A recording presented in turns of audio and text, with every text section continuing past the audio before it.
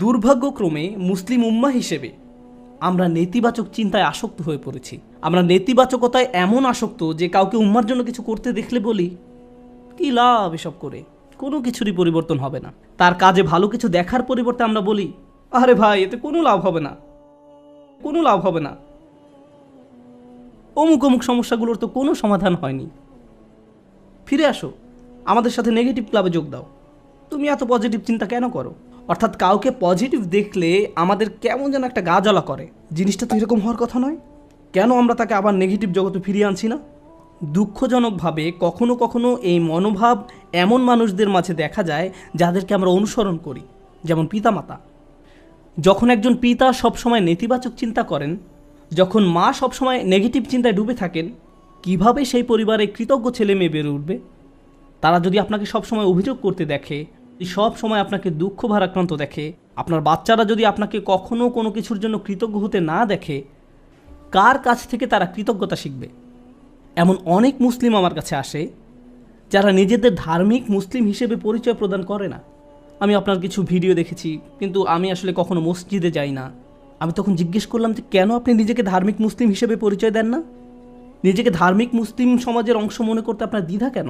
উত্তরে তারা কি বলে জানেন? তারা বলে এই ধার্মিক মুসলিমরা সব সময় বিপর্যস্ত থাকে, তাদের সবসময় রাগান্বিত দেখায়। কিভাবে এমনটা হলো? যে মানুষদের কাছে স্বর্গীয় ব্যাপার রয়েছে তাদের অবস্থা এমন কি করে হলো? এই আয়াতে প্রজ্ঞা বলতে কৃতজ্ঞতা বোঝানো হয়েছে। হিকমার সারমর্ম হলো, হিকমার নির্যাস হলো শুকর বা কৃতজ্ঞতা। যে নিয়মিত আল্লাহর দিন সম্পর্কে জ্ঞান লাভ করতে থাকে তাকে কেন এমন দুর্দশাগ্রস্ত লাগবে? মূলত আপনি যত বেশি কৃতজ্ঞ হবেন, আপনাকে তত বেশি ইতিবাচক দেখাবে। সব সময় সব কিছুতেই আপনি ইতিবাচক দিকটি খুঁজে পাবেন। এমনকি যখন আমরা দুঃখ ভারাক্রান্ত হয়ে পড়ি, তখন আমরা নিজেদের এই বলে প্রবোধ দেব যে আমি এই মুহূর্তে কোন কোন বিষয়ের জন্য কৃতজ্ঞ থাকতে পারি।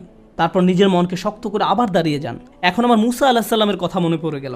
আমি আসলে সব সময় মুসা আলাহিসাল্লামের এই ঘটনাটি দ্বারা অনুপ্রাণিত হই। তিনি নীল নদ পার হয়ে অপর প্রান্তে চলে গেলেন। তার সাথে বনি ইসরায়েলের হাজার হাজার মানুষ, আর সবাই ঘরবাড়িহীন, নিঃস্ব। তার উপর তারা মরুভূমিতে বিচরণ করছেন। তাদের মাথার উপর কোনো ছাদ নেই। পুরুষ, নারী, শিশু, বৃদ্ধ সবাই হয়তো কষ্টে কান্নাকাটি করছে। আমরা এখন টেক্সাসের 100 ডিগ্রি ফারেনহাইট তাপমাত্রায় 20 মিনিট থাকতে পারি না, বলে উঠি আমাকে এখনই বাসায় যেতে হবে। আর তারা মরুভূমিতে বাস করছেন। এখন মুসা আলাইসাল্লাম তাদেরকে শান্ত করার লক্ষ্যে তাদের উদ্দেশ্যে বক্তব্য দিবেন। তিনি তাদেরকে বললেন, লা ইন শাকারতুম লা আযীদান্নাকুম, যদি তোমরা কৃতজ্ঞ হও আমি তোমাদের বাড়িয়ে দেব। আমি ভেবেছিলাম যে তিনি তাদের ধৈর্য ধরা নিয়ে খুতবা দিবেন, কিন্তু না, তিনি তাদের উদ্দেশ্যে কৃতজ্ঞতা নিয়ে খুতবা দিলেন। কেউ হয়তো বলতে পারে, আরে আমরা কি নিয়ে কৃতজ্ঞ হব? আবহাওয়ার অবস্থা দেখেছো, আমাদের বাচ্চাদের অবস্থা, আমরা ক্ষুধায় কাতর, গায়ের জামাটা ছাড়া আর কোনো জামা নেই, আমাদের কোনো খাবার নেই। কৃতজ্ঞ কিসের জন্য কৃতজ্ঞ হব? আপনি যদি একটু থেমে চিন্তা করেন, কারণ ফেরাউনের বাহিনী তোমাদের হত্যা করতে পারেনি, অথবা তোমরা ডুবে যাওনি, অথবা তোমরা এখন আর মিশরীয়দের দাস নও, তোমাদের বাচ্চাদের আর জবাই করা হচ্ছে না, তোমাদের মহিলাদের আর নিপীড়িত জীবনযাপন করতে হচ্ছে না, চোখের সামনে মহিলাদের নির্যাতিত হওয়ার দৃশ্য আর পুরুষদের দেখতে হচ্ছে না, তোমরা এই সব কিছুর জন্য কৃতজ্ঞ নও? অভিযোগ করছো? কৃতজ্ঞ হওয়ার জন্য আপনি সব সময় কিছু না কিছু খুঁজে পাবেনই। সব সময় এমন কিছু পাবেন যা আরও খারাপ হতে পারত। সুতরাং এই ধরনের প্রজ্ঞা নিয়ে বেঁচে থাকা খুবই কঠিন। কিন্তু কেউ যদি এভাবে জীবনযাপন করতে পারে, তাহলে সে শুধু নিজেরই উপকার করলো। অমা ইয়াশকুর ফা ইন্নামা ইয়াশকুরু লিনাফসিহি, যে কৃতজ্ঞতা প্রকাশ করে সে তা নিজের কল্যাণেই করে। আল্লাহ ওয়াদা করেছেন, লা আযীদান্নাকুম, আমি তোমাদের আরও বেশি দান করব। আল্লাহ আপনার জীবনের প্রতিটি ক্ষেত্রেই আপনাকে সমৃদ্ধি দান করবেন, যেমন হেদায়েত, স্বাস্থ্য, রিজিক সহ সকল ক্ষেত্রে সব কিছুই ঠিক হয়ে যাবে যদি আমি আর আপনি আল্লাহর প্রতি কৃতজ্ঞ হতে পারি। এটাই এখানে প্রজ্ঞা। তারপর তিনি বলেন, ওমান কাফারা ফা ইন্নাল্লাহা গানিয়্যুন হামিদ, আর যে কৃতজ্ঞ হয় আল্লাহ অভাব মুক্ত। আল্লাহ হলেন গানি এবং হামিদ, তিনি ধনী এবং প্রশংসিত। অর্থাৎ আপনার প্রশংসা তার দরকার নেই, মানুষের প্রশংসার দরকার হয়, কিন্তু আল্লাহর প্রশংসার দরকার নেই। কিছু মানুষ বলে, কেন আমি তার প্রতি কৃতজ্ঞ হব? তোমাদের প্রভুর কেন এত প্রশংসা দরকার হয়? সাধারণ নাস্তিকরাই প্রশ্ন করে, কেন তোমাদের রব সবসময় প্রশংসা করতে বলে? আল্লাহ বলেন, তিনি হলেন গানি, তার কোনো কিছুর প্রয়োজন নেই, তার প্রশংসার দরকার পড়ে না। এটা তোমাদের জন্য, এই প্রশংসা করার মাধ্যমে তোমরাই উপকৃত হবে। তিনি হলেন হামিদ, তোমরা প্রশংসা করো বা না করো, তিনিই প্রশংসার মালিক। শুধু শুকর বা কৃতজ্ঞতা নয়, বরং হামদ বা প্রশংসাও তার অধিকারভুক্ত। তিনি আপনার প্রশংসার জন্য অপেক্ষা করেন না। তারপর এই মানুষটি হযরত লোকমান, যিনি কৃতজ্ঞতা এবং শুকরিয়ার জিন্দেগি যাপন করতেন, আর এই দুইটি গুণ তার জীবনের সব কিছুতেই দীপ্তি ছড়িয়েছিল। তিনি কোনো কিছু সম্পাদন করতে গেলে এই গুণগুলো তার মনোভঙ্গি ঠিক করে দিত। আপনি কি কাজ করেন সেটা যেমন গুরুত্বপূর্ণ, তার চেয়েও বড় গুরুত্বপূর্ণ ব্যাপার হলো এই কাজের প্রতি আপনার মনোভঙ্গি কেমন। শুধু কি করেন তাই নয়, বরং কিভাবে করেন সেটাও গুরুত্বপূর্ণ। আপনারা উভয়ে বিসমিল্লাহ বলে খাওয়া শুরু করেছেন, সব কিছু দেখতে একই রকম, কিন্তু একজনের কৃতজ্ঞতার মনোভঙ্গি ছিল আর অন্যজনের সেটা ছিল না। একজন এই দুনিয়া এবং পরকাল উভয় জগতেই লাভবান হবে, অন্যজন হবে না। অন্যজন এই সমস্ত উপকারের দরজা বন্ধ করে রেখেছে, কারণ যে দৃষ্টিভঙ্গিতে সে খেয়েছিল সেটা কৃতজ্ঞতার দৃষ্টিভঙ্গি ছিল না। শুকর শুধু কাজের নাম নয়, এটা মনোভঙ্গিরও নাম। এখন তিনি তার ছেলেকে কি বললেন? ওয়াইজ ক্বালা লুকমানু লিইবনিহি ওয়া হুয়া ইয়াইযুহু। লুকমান যখন উপদেশ দেওয়ার সময় তার ছেলের দিকে ফিরে বললেন, হে আমার ছেলে, আমার প্রিয় সন্তান, লা তুশরিক বিল্লাহ, আল্লাহর সাথে শিরক করো না, আল্লাহর কোনো অংশীদার সাব্যস্ত করো না। কিন্তু আলোচনার সূত্রপাত তো শিরক দিয়ে হয়নি, মূর্তি পূজা নিয়ে তো এই কথাবার্তা শুরু হয়নি। আলোচনা তো ছিল কৃতজ্ঞ হওয়া নিয়ে। আমরা শাব্দিক দৃষ্টিকোণ থেকে একটি বিষয় এখানে শিখছি, শিরক এবং শুকর এর একটি শাব্দিক মিল আছে। কিন্তু আরেকটি বিষয় আমাদের এখানে জানতে হবে, আল্লাহ আমাদের এখানে শেখাচ্ছেন তার সাথে আমাদের সম্পর্কের মূল কেন্দ্রবিন্দু হলো আসলে কৃতজ্ঞতা। আমাদের আল্লাহর প্রতি যত ধরনের অনুভূতি রয়েছে, আমরা তার দাস, আমরা তাকে ভয় করি, আমরা তার কর্তৃত্ব মেনে নিয়েছি, আমরা জানি যে তিনি আমাদের সৃষ্টিকর্তা, এই সব কিছুই সত্য। কিন্তু এই সব কিছুর মাঝে আল্লাহর সাথে সত্যিকারের সম্পর্ক তৈরি করতে হলে আমাদের অন্তরে যা থাকতে হবে তা হলো কৃতজ্ঞতাবোধ। যদি অন্তরে এর উপস্থিতি না থাকে, তাহলে অন্তর এমন এক ধরনের শিরকের বসবাস হবে যার সাথে আমরা যুদ্ধ করে পারবো না। কারণ এটা দেখতে মূর্তির মতো নয়, এটাকে দেখতে মিথ্যে কোনো খোদার মতো মনে হয় না। এটা এমন এক ধরনের মূর্তি যার বসবাস অন্তরে। তো তিনি তার সন্তানকে বলেন, আল্লাহর সাথে শিরক করো না, আল্লাহর প্রতি অকৃতজ্ঞ হয়েও না বলার পরিবর্তে তিনি এই কথা বললেন, কারণ তিনি যেহেতু মনে করেন কৃতজ্ঞ হওয়াই আসলে প্রজ্ঞা, আল্লাহর পাশাপাশি কোনো কিছুকে স্থাপন করো না। আমরা এটা কিভাবে বুঝব? লুকমান তার ছেলেকে আসলে কী শিক্ষা দিচ্ছেন? প্রসঙ্গত এটা শুধু সন্তানের সাথে পিতার কথোপকথন নয়, বরং এটা এমন যে কারো জন্য হতে পারে যার অধীনে কেউ বাস করে। আপনার জীবনে যদি এমন কেউ থাকে যে আপনার কাছ থেকে প্রজ্ঞার তালাশ করে, বিশেষত আমি বাবাদের উদ্দেশ্যে বলছি, এমনকি এর বাইরেও, আপনি হয়তো বড় ভাই, আপনি এমন পজিশনে আছেন যেখানে অন্যরা আপনার অনুসরণ করে, সেক্ষেত্রে আপনার উচিত এই শিক্ষাটি তাদের নিকট পৌঁছে দেয়া। আমি নিজেকে এই প্রশ্নটি করি। আপনাদের কাউকে কাউকে আল্লাহ অনেক কিছু দিয়েছেন, যেমন আপনাদের হয়তো ভালো চাকরি আছে, ভালো ব্যবসা আছে, টাকার সমস্যা নেই, গাড়িও আছে, আপনার সব কিছুই আছে। ফলে আপনার বাচ্চাদের জীবন আপনার নিজের জীবনের চাইতেও অনেক বেশি সহজতর। কিন্তু আপনি যখন ছোট ছিলেন, আপনার জীবন এতটা সহজ ছিল না। আমার এখনও মনে আছে, ঈদের সময় আমরা বার্গার কিনতাম। আমরা একটা বার্গার কিনে পুরো পরিবার সবাই ভাগ করে খেতাম। এটাই ছিল আমাদের ঈদ। আমি আমার বোনের টুকরার দিকে তাকিয়ে থাকতাম, কারণ মাঝখানের টুকরাটা ছিল সবচেয়ে বড়।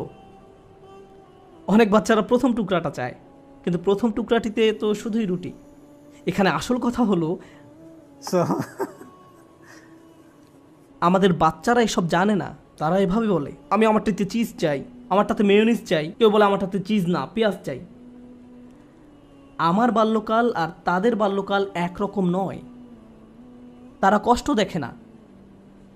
যখন আপনার টিনেজ বাচ্চা বলে, আমি ঠিক শিওর না কোন কলেজটাতে ভর্তি হব, কোন গাড়িটা যে পছন্দ করি, আপনার হয়তো তখন মনে পড়ে, ভাই আমি পাবলিক বাসে ধাক্কাধাক্কি করে কলেজে যেতাম, সকালবেলা পত্রিকা বিতরণ করতাম, কাজে 3 মিনিট দেরিতে পৌঁছানোর জন্য চাকরি হারিয়েছিলাম, আমি কোনো মতে টিউশন ফি দিতাম, বাসায় নিয়মিত বাজারও থাকতো না।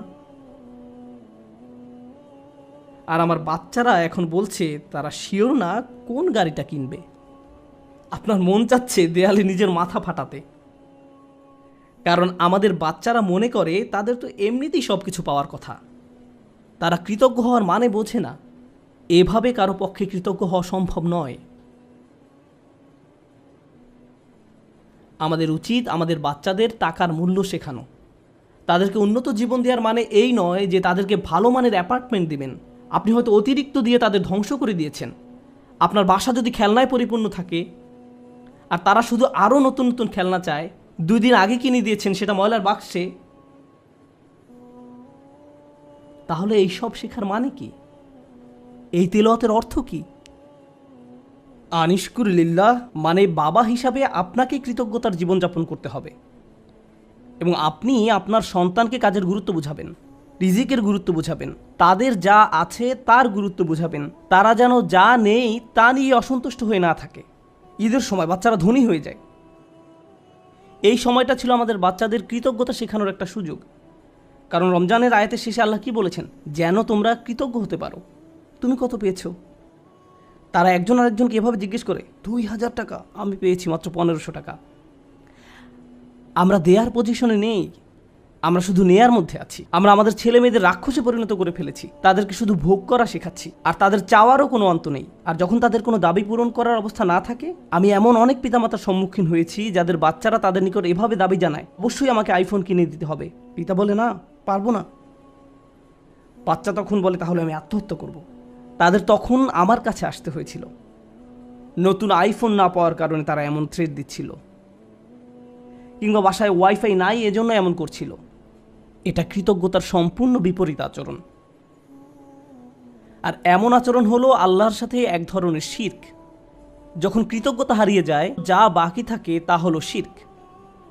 আপনি আত্মসমর্পণ করতে চান, যার কথা শুনতে চান, যাকে সন্তুষ্ট করতে চান, সে হলো নিজের ইচ্ছা আকাঙ্ক্ষা, নিজের ভোগ বিলাসিতা, নিজের কামনা বাসনা। বাচ্চারা এসব জানে না। তাদেরকে দেখিয়ে দিতে হবে, বোঝাতে হবে। আপনি তাদেরকে যা বানান তারা তাই হবে। আমরা তাদের প্রতি এমন অন্যায় আচরণ করতে পারি না। আপনার টাকা আছে বলেই যে তাদের সব দাবি পূরণ করতে হবে এমনটা নয়। অবশ্য বিপরীত অবস্থাও আছে। অনেক পিতামাতা তাদের বাচ্চাদের কিছুই কিনে দেয় না, তারপর তারা এই খুতবা ব্যবহার করে। না, এটা করবেন না। অবতাগি বাইনা যালিকা সাবিলা, মধ্যম পন্থা অবলম্বন করুন। আমি আরেকটা ব্যাপারে দৃষ্টি আকর্ষণ করতে চাই, কারণ বিষয়টা গুরুত্বের দাবি রাখে। আমাদের বাচ্চাদেরকে দায়িত্ববোধ শেখাতে হবে। তারা যখন টিনেজ বয়সে পৌঁছায়, তাদেরকে বাসার ছোটোখাটো কিছু কাজ করতে দিন। তাদেরকে বাসার কাজে কিছুটা অবদান রাখতে দিন। তারা যদি এর বিনিময়ে চায়, তাহলে বলুন, তুমিও এই বাসায় থাকো, এখানে ঘুমাও, তোমাকেও কিছুটা দায়িত্ব নিতে হবে। আপনার বাচ্চাদেরকে দায়িত্ববোধ শেখান, কোনো কিছুর বিনিময়ে না, টাকার বিনিময়ে নয়, অথবা মাস শেষে তাদেরকে নতুন গেম কিনে দিবেন বলেও নয়, কোনো কিছুর বিনিময়ে না।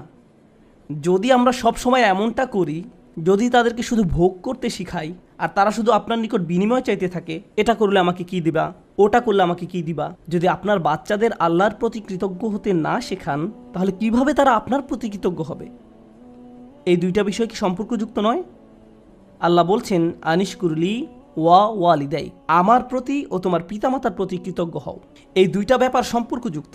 আমরা যদি আমাদের সন্তানদের তাদের যা আছে তার জন্য আল্লাহর প্রতি কৃতজ্ঞ হতে না শেখাই, তাহলে আমি আপনাদের গ্যারান্টি দিয়ে বলছি, তারা স্বাধীন হয়ে যাবে।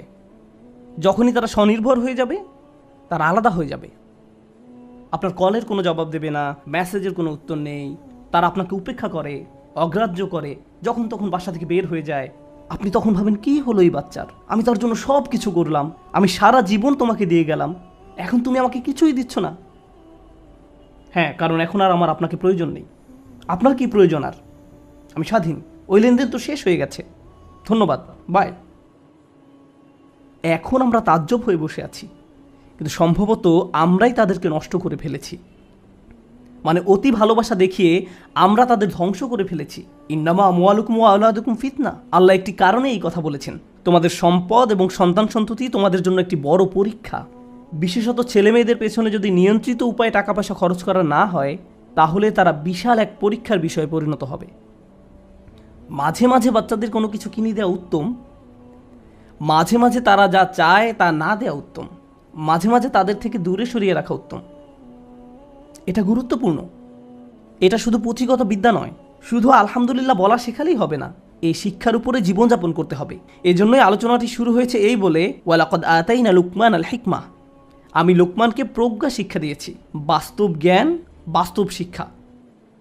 কিভাবে কৃতজ্ঞ থেকে জীবন কাটাতে হবে সেই শিক্ষা। আমাদের বাচ্চারা কতবার তাদের জামাকাপড় ভাঁজ করে, ধৌত করে, আমরা তাদের কিভাবে কৃতজ্ঞতার শিক্ষা দেব যখন তাদের সব কিছু আমরাই করে দেই? মনে হয় যেন ঘরের মধ্যে ছোট ছোট ফেরাউন দৌড়াদৌড়ি করছে আর বলছে আমি সবচেয়ে বড় রব। أنا ربكم الأعلى. আজ আমি বার্গার খাবো না, পিৎজা খাবো, আমাকে এটা দাও ওইটা দাও। আমরা তাদের এমন বানিয়ে ফেলেছি। এটা তাদের দোষ নয়। আমাদের সন্তানরা যখন নষ্ট হয়ে যায়, এই জন্য নয় যে তারা শয়তান। এর কারণ হলো আমরা তাদের সঠিক শিক্ষাটা দিচ্ছি না। প্রজ্ঞা থাকার মানে হলো আপনি আপনার সন্তানদেরকে সঠিক নিয়মে বড় করেন, আপনি তাদের আকাঙ্ক্ষাগুলো নিয়ন্ত্রণের চেষ্টা করেন। বাচ্চাদের এই নিয়ন্ত্রণটি নেই। আমাদেরকে ভালোবাসার সাথে তাদের ভিতরে এই অনুভূতি তৈরি করে দিতে হবে। আয়াতটি শুরু হয়েছে ইয়া বুনাইয়া দিয়ে, আমার প্রিয় ছেলে। অর্থাৎ বাবা অত্যন্ত আদর মাখা কণ্ঠে তার বাচ্চার সাথে কথা বলছেন। আপনি এর উল্টাভাবে শুরু করতে পারেন না। এই বাসার সবাই শোনো, আমি মাত্র জুমা থেকে আসলাম, বাসার সব কিছু এখন অন্য নিয়মে চলবে। এভাবে না। ভালোবাসার সাথে সুন্দরভাবে করুন। তাদের সাথে কথা বলুন, তাদেরকে বোঝান যে তাদের আচরণ পরিবর্তন করতে হবে। আমাদের মাঝে না দেখলে তারা এটা শিখবে না। যদি আমি খাবার ফেলে দিই, ক্ষুধা লাগলে রেস্টুরেন্টে গিয়ে অপ্রয়োজনীয় অর্ডার করি, এরপর অল্প একটু খেয়ে বলি আমি আর পারবো না, আর সন্তানকে বলি খাবার শেষ করো, খাবার শেষ করো, তারা শিখবে না। তারা শিখবে না, তারা ফেলে দিবে। আপনার জীবনটা যদি অকৃতজ্ঞতায় পূর্ণ থাকে, তাহলে এটা অনেক বড় একটা সমস্যা। এজন্যই অবিশ্বাস এবং অকৃতজ্ঞতা প্রকাশে একই শব্দ ব্যবহার করা হয়েছে। একই শব্দ ব্যবহার করা হয়েছে। কুফর বিল্লাহ মানে হলো আল্লাহকে অবিশ্বাস করা, আর কুফরান বিন নিয়ামাহ মানে নিয়ামতকে অস্বীকার করা, অকৃতজ্ঞ হওয়া। একই শব্দ। আল্লাহর নিকট কাফের আসলে দুইটা জিনিস। ভাবতে পারেন, এমন ব্যক্তি যে আল্লাহকে অস্বীকার করে এবং যে আল্লাহর প্রতি অকৃতজ্ঞ। এই জন্য যে ব্যক্তি আল্লাহর প্রতি কৃতজ্ঞ থাকে, তার পক্ষে শিরক করা অসম্ভব। কারণ আপনি যদি আল্লাহর প্রতি সুধারণা পোষণ করেন, আপনি শিরক করতে পারবেন না। আমাদেরকে তার প্রতি অকৃতজ্ঞ হওয়ার শিরক থেকে রক্ষা করুন। আল্লাহ আযজা ওয়া জাল্লা আমাদেরকে কৃতজ্ঞ থেকে জীবন পার করার সামর্থ্য দান করুন এবং আমাদেরকে সেসব মানুষদের অন্তর্ভুক্ত করুন যারা তাদের সন্তানদেরকে কৃতজ্ঞ হওয়ার শিক্ষা দান করে। বারাকাল্লাহু লি ওয়া লাকুম। আসসালামু আলাইকুম ওয়া রাহমাতুল্লাহ।